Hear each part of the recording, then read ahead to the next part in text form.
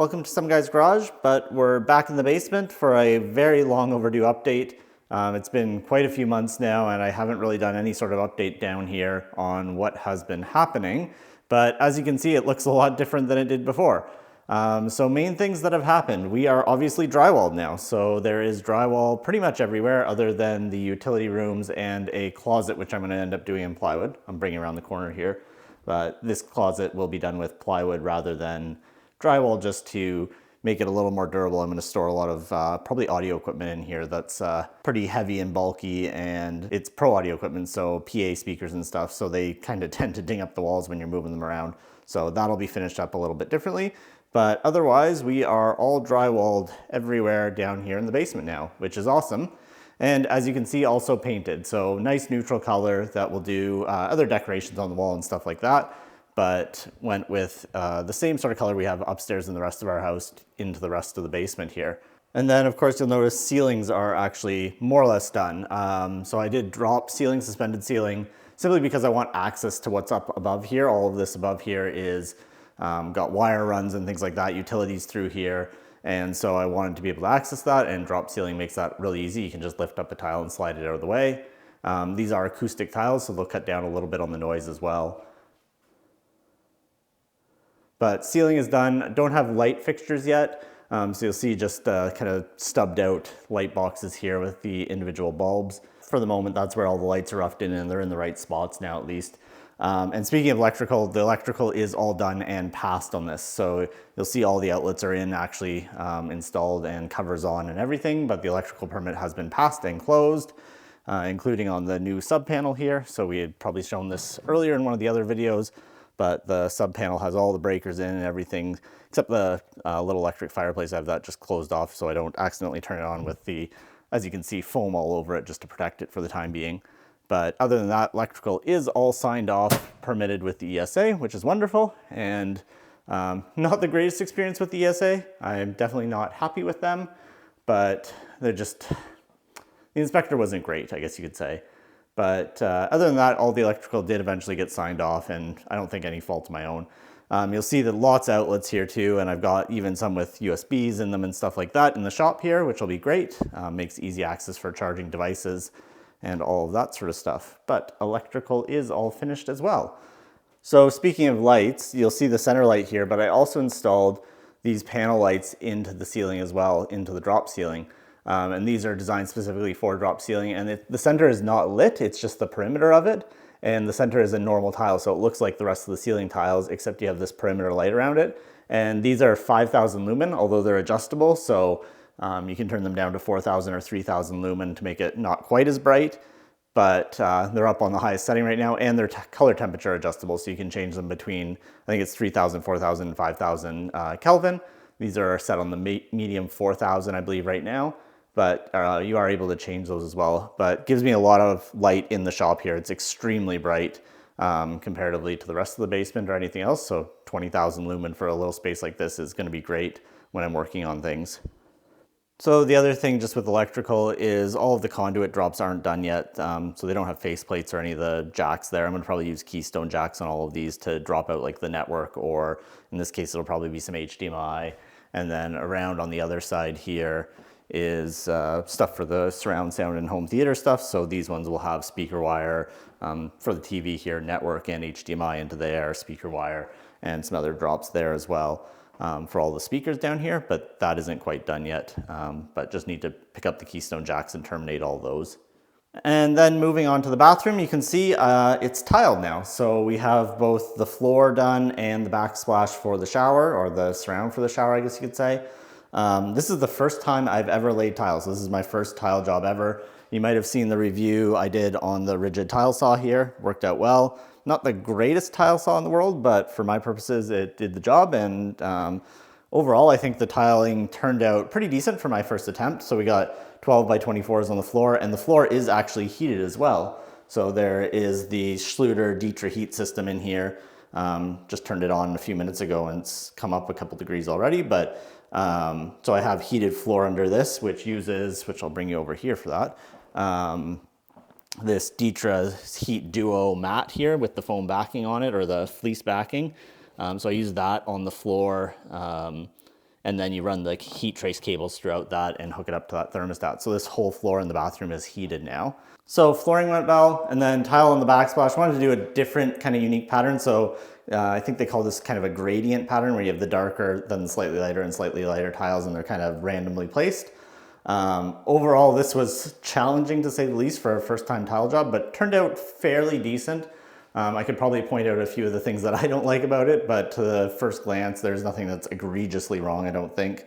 I do have the glass for the shower already, and just kind of waiting on a few other things before I install that. I'll get the shower valves, which I already have roughed in, but the final faceplates on like that, and cabinetry here before I actually finish up the shower and put the glass in. Kind of don't want to damage it or risk it, just as other things are going on. And of course, I still have to do a little bit of caulking around everything just to finish up the edges, but overall, tiling is done for the basement anyway, and pretty happy with how it turned out. So that's all good.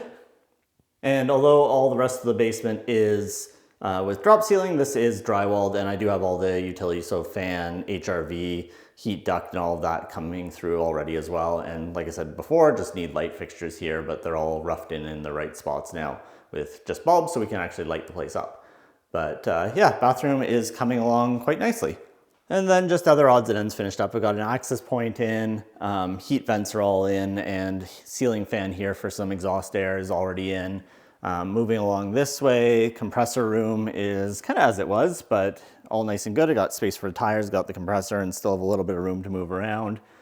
In the laundry area, washer and dryer are all kind of properly hooked up now, so I actually have the faceplates and everything for the in-wall receptacle for the washing machine.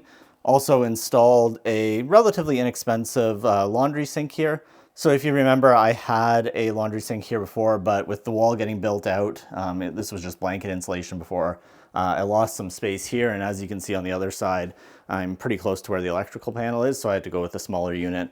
But it's just an all-in-one from Home Depot that came with the taps and everything, and kind of fits in this space nicely, nice and narrow. I think it's 20 inches wide, so not as wide as the 30-inch that was there before, and saves a fair bit of space that way.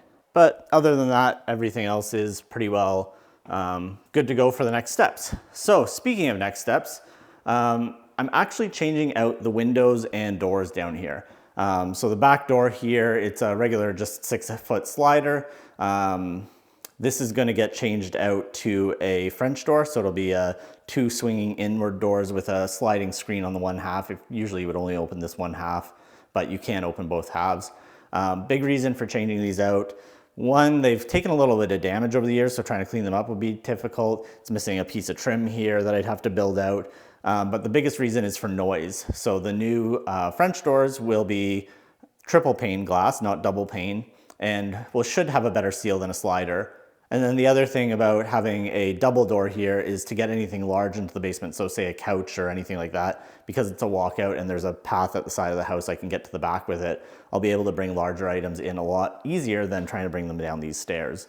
So that's the other big reason for changing the sliders. And then I decided, while I'm at it, everything should match. So all of the small windows here, so the 1, 2, and then over here on the other side, 3 and 4, all of these windows are going to get changed out as well. They are also going to be triple pane, again for noise, and they're also going to be awning style windows. So rather than sliding like they do now, they'll open kind of upward like this on a crank. So not casement that are sideways, but awning that lifts up. Nice thing about that is they do seal better.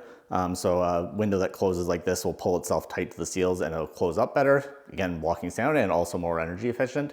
And then the other cool thing is you can kind of have them open even if there's a bit of rain, just because they're kind of a overhang, like a roof on top of the actual window screen itself. So just make these a little nicer. And that will save me for places like this having to trim it out further. The window manufacturer is actually going to be able to bring that the window frame all the way out flush with the drywall for me. So it saves me a little bit of labor there as well. Bit expensive to change them all out, but triple pane, more energy efficient, and now is kind of the time, so I don't have to rip trim off or anything like that. So that should be happening in the next month or two here, and we'll have new windows in.